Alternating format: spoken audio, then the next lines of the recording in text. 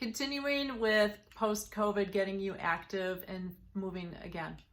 So this last of the series of 3 is we're going to show you a way to get your legs and hips moving with your core a little bit better to help with ease of walking and running, any of those kinds of just generally being outdoors and moving around.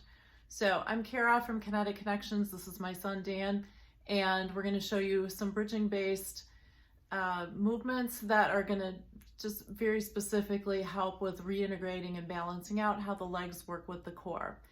Again, for people who have some pains or injuries or conditions, they're in the show notes, and in the first video I went through why you should not be doing this.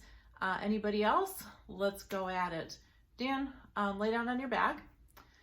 We're going to have his legs bent, his feet are flat on the floor, and what I'm going to do is just give each leg a wiggle, one and then the other, and there's a lot of him moving with that movement. So what we want to do is just go really soft and easy so I see less of his core moving so that he gets differentiated movement at his hip. So here we go, and I'm just wiggling back and forth a few times, and then I'm going to try the other one a few times, and what we're after is getting them to match.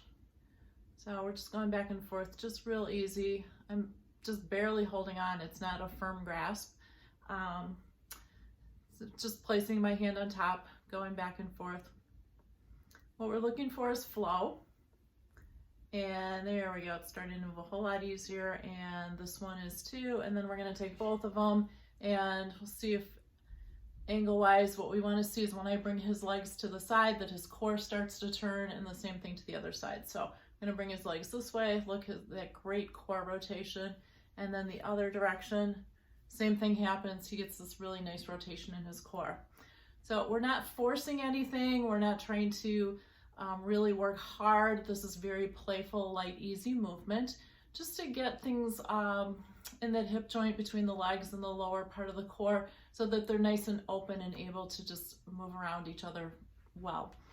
So if you missed any of the other videos, we did bouncing to get the core moving better, just organized overall. We did rolling, where we're taking an arm and leg and just rolling back and forth a few times to get the core more organized to rotate. And then here we're getting some differentiation between the legs and the core, so everything just gets lighter and easier. Hope you enjoy, and give us a like, follow the channel or subscribe to our channel, and look forward to the next series.